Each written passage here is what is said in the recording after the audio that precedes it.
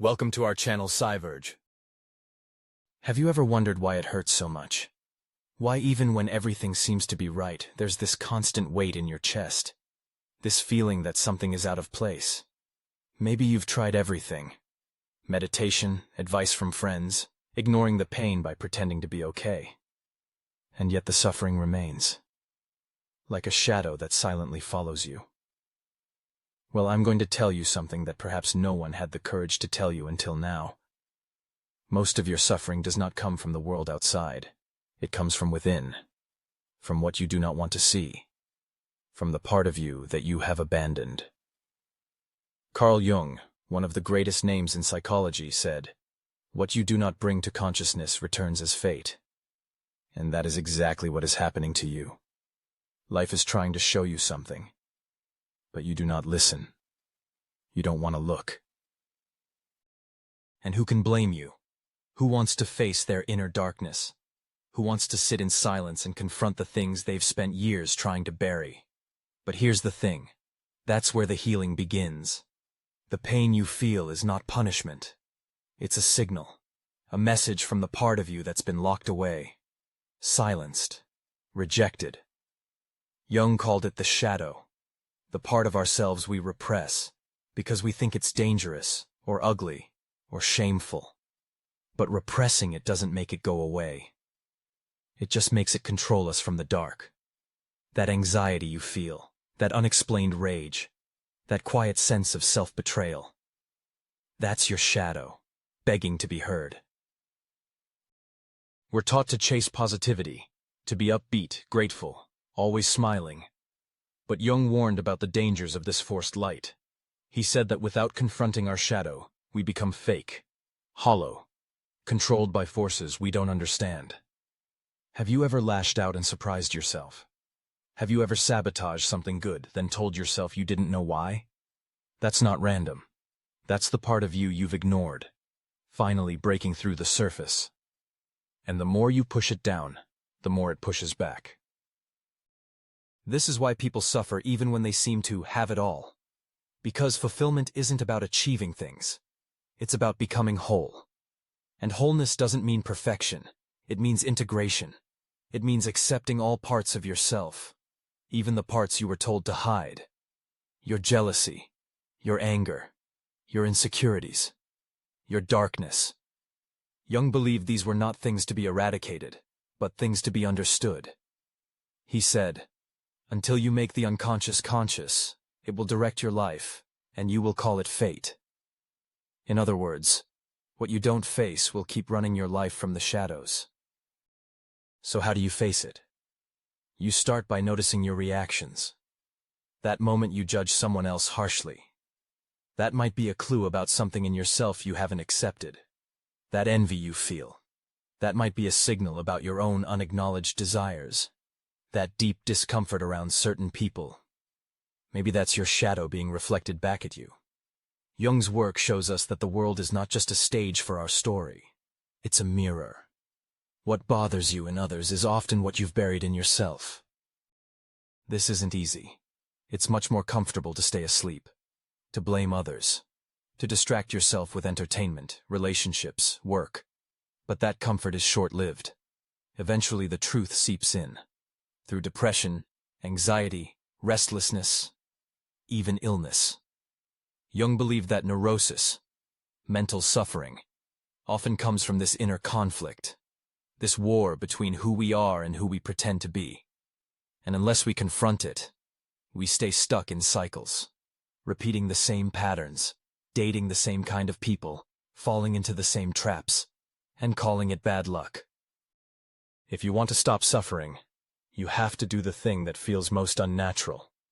You have to look within, not in a spiritual, vague way, but with brutal honesty. Ask yourself, what am I afraid of? What am I hiding? What part of me did I learn to reject in order to be loved? Jung said we all wear masks, personas, because society demands it. But after a while, we forget we're wearing them. We think we are the mask. And so we lose touch with who we really are. And the more we lie to ourselves, the more we suffer. Now, Here's the painful truth. No one can save you from this. No therapist, no guru, no partner can fix a wound you won't admit is there. People can guide you. They can help you hold the mirror. But only you can choose to look. Only you can face what you've buried. Jung didn't believe in easy answers.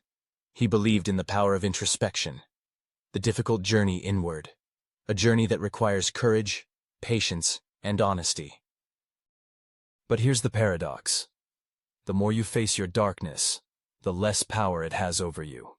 The more you accept your flaws, the less they control your behavior. Jung taught that we don't become whole by pretending to be light. We become whole by embracing the dark, too. When you integrate the shadow, when you bring it into the light, it stops being your enemy. It becomes your ally, your source of strength, your compass. This is what true transformation looks like, not pretending to be perfect, but becoming real. Think about the people you admire, the ones who feel authentic, grounded, unshakable. They're not like that because they're flawless. They're like that because they've faced themselves. They've done the work. And that's why they walk through life with clarity and calm.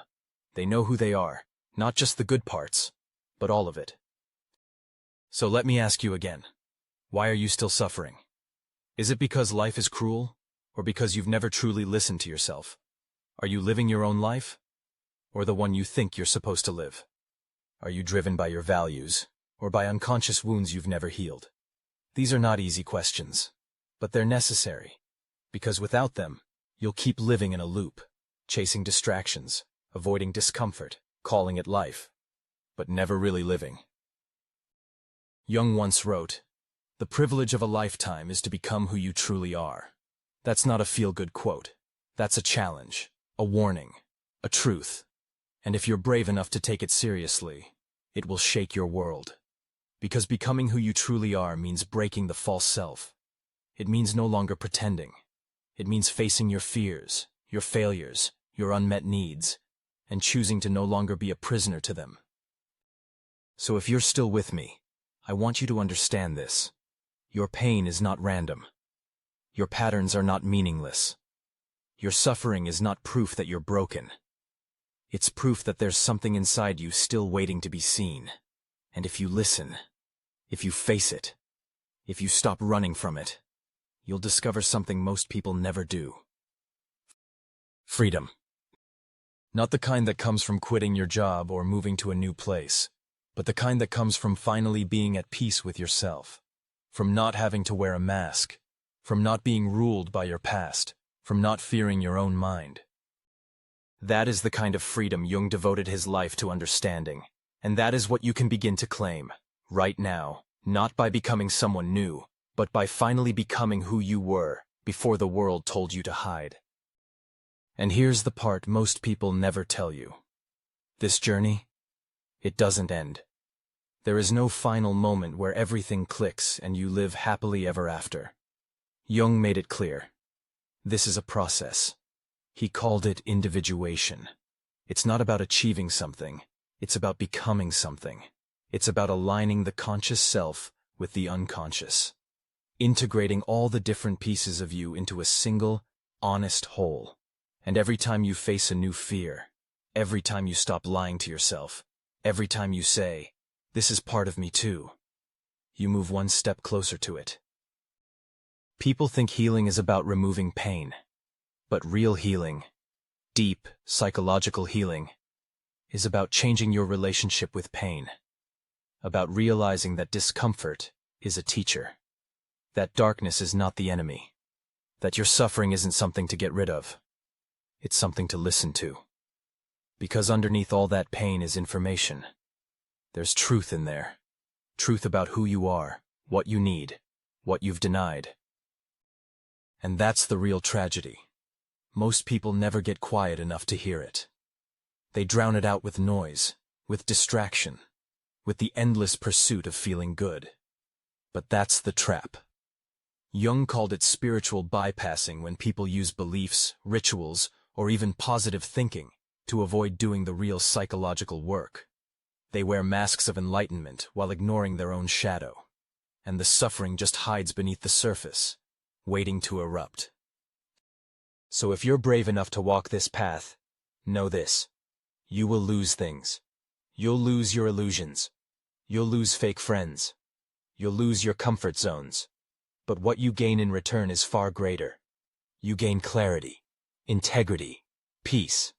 Not the fake kind that comes from pretending everything is fine, but the real kind that comes from knowing you've stopped running from yourself. And this isn't just philosophy. This is biology, too. Jung was ahead of his time, but today neuroscience backs him up. When you repress emotion, it doesn't disappear. It embeds itself in your body. Chronic stress, tension, inflammation, they all have roots in unresolved inner conflict. That tightness in your chest, that tension in your jaw, that fatigue that no amount of sleep fixes, it's not just physical, it's psychological. And the only real way out is through.